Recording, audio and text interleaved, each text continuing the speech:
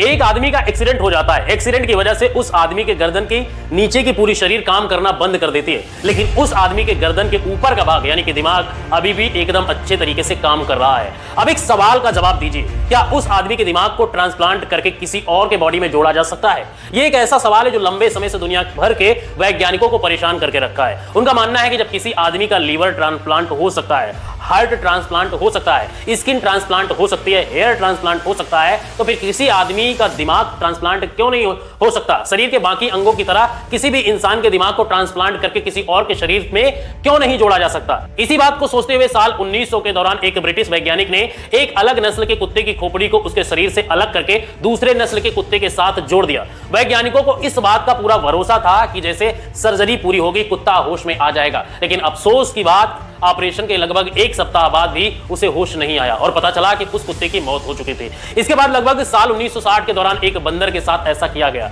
इस बार वैज्ञानिकों ने थोड़ी सफलता उनको मिली और हुआ कि खोपड़ी को अलग करके किसी दूसरे बंदर के शरीर के साथ जोड़ने के बाद बंदर को होश भी आ गया, लेकिन अफसोस उस बंदर का शरीर का कोई भी अंग काम नहीं कर रहा था और लगभग 9 दिनों बाद उस बंदर की मौत हो गई। इसके बाद लगातार इस रिसर्च पर दुनिया भर के वैज्ञानिक शोध करते रहे कि आखिर किसी तरह करके किसी इंसान की खोपड़ी ट्रांसप्लांट की जा सकती है। अब जो चीज मैं आगे आपको बताने जा रहा हूं उसे सुनने के बाद आप कहेंगे कि क्या ऐसे भी एक्सपेरिमेंट वैज्ञानिकों ने किए हैं। लगभग 80 साल का वक्त निकल चुका था। इसके बाद साल 1982 में न्यूयॉर्क सिटी के माउंट सिनाई मेडिकल कॉलेज में एक डॉक्टर ने चूहे के ब्रेन को ट्रांसप्लांट करने की कोशिश की। डॉक्टर ने कई घंटे लगातार मेहनत करने के बाद उसे ऑपरेशन को सक्सेसफुल बना दिया। हैरानी की बात तो यह थी कि चूहा पूरी तरीके से सही सलामत था और उसका पूरा अंग ठीक तरीके से काम भी कर रहा था। उसके बाद 6 जून 1998 में पिट्सबर्ग मेडिकल सर्जन की टीम ने वर्ल्ड का सबसे पहले ट्रांसप्लांट किया, जिसमें उन्होंने दिमाग की एक सेल को ट्रांसप्लांट किया था। यानी डॉक्टर ज्यादा बड़ा रिस्क नहीं लेना चाहते थे, इसलिए पूरे दिमाग को ट्रांसप्लांट करने के बजाय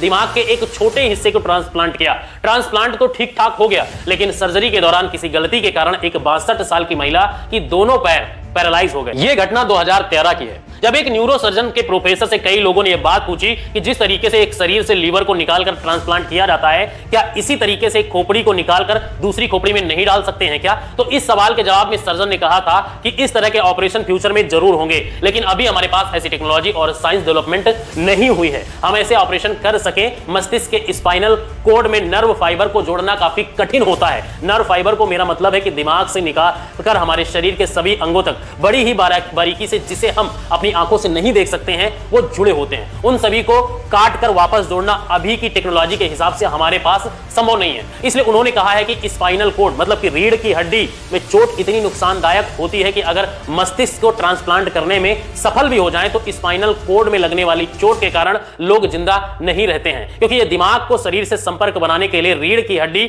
बहुत ही अहम भूमिका निभाती है। ऐसे में अगर दिमाग को ट्रांसप्लांट किया जाए तो शरीर से जुड़ी हुई हड्डी में चोट लग जाएगी और इतने बड़े ऑपरेशन को झेलने के लिए कोई भी बॉडी तैयार नहीं होगी। ब्रेन ट्रांसप्लांट से पहले एनिमल टेस्ट किया जाता है और जब एनिमल के ऊपर यह रिसर्च हो रही होती है, इसका पूरा परमिशन सरकार से लेना पड़ता है। यह प्रक्रिया काफी लंबा होता है। आज भी इस प्रक्रिया को सही से करना मेडिकल साइंस के लिए एक चुनौती है। इतना ही नहीं, किसी भी ब्रेन का ट्रांसप्लांट करने के लिए बहुत ही ज्यादा रुपयों की आवश्यकता होती है। लगभग $13 मिलियन। अगर भारतीय रुपए में बात करें तो लगभग 9,620 लाख रुपए एक आदमी के ऑपरेशन में लगता है। इसमें लगभग 150 ऑपरेशन होते हैं। इन सभी ऑपरेशन में लगभग 36 घंटे का समय लगता है। इसमें सबसे इंपॉर्टेंट काम होता है ब्रेन को फ्रीज करना होता है, जिसमें दिमाग के पूरे सिस्टम को रोक दिया जाता है और फिर दिमाग को मरने से बचा लिया जाता है। गर्दन और नसों को जोड़ने वाले ट्यूब्स को गर्दन में फिट कर दिया जाता है और फिर स्पाइनल कोड को काटा जाता है। यह सबसे मुश्किल काम होता है। स्पाइनल कोड को काटने के लिए किसी चाकू का इस्तेमाल नहीं होता है। इसे काटने के लिए हीरे से बने हुए चाकू का इस्तेमाल किया जाता है और अंत में मसल्स और नर्व्स और ऑर्गन्स को फिर से जोड़ा जाता है। यह काम ठीक उसी तरीके से होता है जैसे कपड़ों को सिलाई किया जाता है। यह काम बहुत ही ज्यादा मुश्किल होता है, क्योंकि दिमाग में इंसान के शरीर का सबसे इंपॉर्टेंट पार्ट होता है। ब्रेन ट्रांसप्लांट करना आज भी साइंस के लिए बहुत ही चुनौती भरा है, क्योंकि इस वक्त पूरी दुनिया में अब तक एक भी केस ऐसा नहीं हुआ है जब किसी इंसान की खोपड़ी को उसके शरीर से अलग करके किसी दूसरे के शरीर के साथ फिट किया गया हो। इस वक्त दुनिया में कई ऐसे वैज्ञानिक मौजूद हैं जो ब्रेन ट्रांसप्लांट के ऊपर शोध करना चाहते हैं। उनका मानना है कि अगर उन्हें शोध करने का मौका मिले तो सफलतापूर्वक ऐसा कर सकते हैं, लेकिन यह काम इतना रिस्क भरा हुआ होता है कि किसी की भी जान जा सकती है। इसलिए किसी भी देश की गवर्नमेंट इस तरह के शोध की इजाजत नहीं देती है। अमेरिका के एक डॉक्टर का कहना है कि उन्हें इस तरह के ट्रांसप्लांट करने की इजाजत अमेरिका में नहीं मिल रही है, इसलिए वो चाइना में जाकर इस ट्रांसप्लांट पर शोध करेंगे, इसलिए उन्हें कुछ ऐसे लोगों की जरूरत है जो अपने अंगों को दान करने की इच्छा रखते हो। आपको जानकर हैरानी होगी कि शोध करने वाले उस वैज्ञानिक पर भरोसा करते हुए रूस में रहने वाले एक शख्स ने अपने ऊपर शोध करने की इजाजत भी दे दी थी। दरअसल रूस में रहने वाला एक व्यक्ति ऐसा है जिसका दिमाग तो ठीक तरीके से काम करता है, जबकि उसके शरीर का कोई भी अंग ठीक तरीके से काम नहीं करता है। उसके सभी अंग लगभग बेकार हो चुके हैं, लेकिन इस ट्रांसप्लांट के पीछे बहुत ज्यादा पैसे खर्च होने वाले थे, जो पैसे समय पर अरेंज नहीं हो पाए। पैसों की कमी के कारण उस वैज्ञानिक ने उस पर शोध आगे नहीं बढ़ाया और इसी बीच रूस में रहने वाले उस व्यक्ति की शादी हो गई। शादी होने के बाद उस व्यक्ति की पत्नी और परिवार वालों ने उस डॉक्टर के साथ किए गए एग्रीमेंट को खत्म करवा दिया और अब वो डॉक्टर इस बात का इंतजार कर रहा है कि कोई भी उसे मिल जाए जिसके ऊपर इस तरह का शोध फिर से शुरू कर सके। दोस्तों, एक बात तो सच है कि ऑर्गन ट्रांसप्लांट किसी को भी नई जिंदगी देने का जरिया है। किसी इंसान का कोई अंग खराब हो जाता है तो उसके उस अंग को ट्रांसप्लांट करके उसकी जिंदगी को बचाया जा सकता है, लेकिन आपको जानकर हैरानी होगी कि हमारे देश में किडनी के लिए 4 साल और लीवर के लिए 2.5 साल और हार्ट के लिए 2-2 साल की वेटिंग लिस्ट है, क्योंकि कोई भी मृत्यु के बाद अपने चहेतों के अंग को दान नहीं करना चाहता। बात अगर राजस्थान की करें तो राजस्थान में लगभग 20,000 मरीजों को किडनी की जरूरत है, 25,000 लीवर की और 8,000 हार्ट की सख्त जरूरत है। लेकिन सरकार की कई कोशिशों के बाद भी, लाखों रुपए खर्च करने के बाद भी पिछले 2 साल में हालात और भी बिगड़े हैं। शायद आपको यकीन ना हो, लेकिन इतनी ज्यादा डिमांड होने के बावजूद भी साल 2018 में सिर्फ 4 ट्रांसप्लांट हो पाए हैं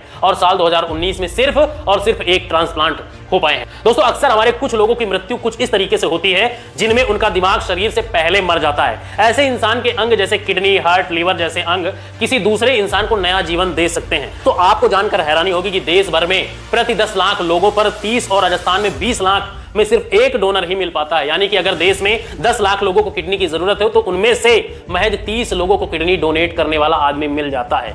इसलिए हमारे देश में लाखों लोग अंग का इंतजार कर रहे हैं और अधिकतर लोग ऐसे हैं जो डोनर का इंतजार करते करते मौत की नींद सो जाते हैं। दोस्तों, मृत्यु के बाद शरीर में सबसे कम समय तक आंखें और सबसे अधिक समय तक किडनी इस लायक रहती है कि हम उसे किसी और को ट्रांसप्लांट कर सकते हैं। लेकिन अफसोस की जानकारी के अभाव में 99% से ज्यादा लोग ऐसे हैं जो अंगदान में रुचि नहीं रखते हैं और अगर अंगदान किया जाए तो हर साल ना जाने कितने हजार लोगों को मरने से बचाया जा सकता है। तो दोस्तों, उम्मीद है कि यह जानकारी आपको अच्छी लगी होगी और अगर आप चैनल पर नए हैं तो चैनल को सब्सक्राइब कर लेना और फेसबुक पर देख रहे हैं तो हमारे पेज को जरूर फॉलो कर लेना। अपने रिश्तेदारों को इस वीडियो को जरूर भेजना ताकि हर किसी को अंगदान के बारे में जानकारी हो सके और वो आने वाले समय में हमारे जो फ्यूचर के लोग हैं या जिनको नीड है हमारे अंगदान की, उनको वो प्रोवाइड करवा सके। फिलहाल मिलते हैं नए वीडियो में, तब तक के लिए जय हिंद।